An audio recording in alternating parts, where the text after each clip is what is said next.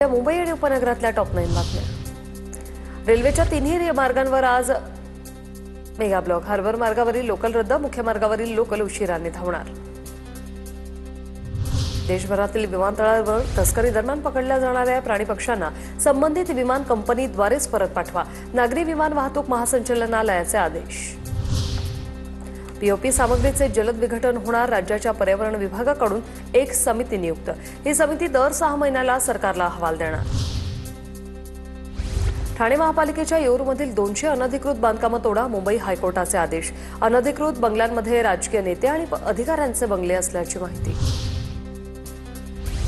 पावसाळी आजारांमुळे मुंबईकर त्रस्त, dengue, malaria आणि चिकनगुनियाच्या रुग्णसंख्येत वाढ।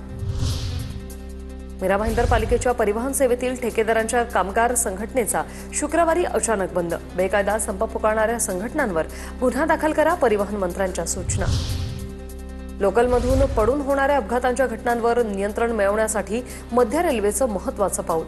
कुर्ला कारशेडमध्ये सामान्य लोकलसाठी स्वयंचलित दरवाजांचा पहिला प्रोटोटाइप कोच तयार।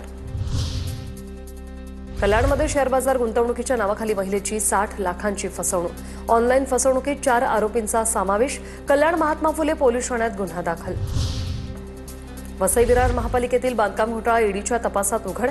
बांधकाम परवानग्या देण्यासाठी प्रति चौरस फुटांमागे दर ठरवल्याची माहिती। या प्रकरणी तत्कालीन आयुक्त अनिल कुमार पवार यांची चौकशी।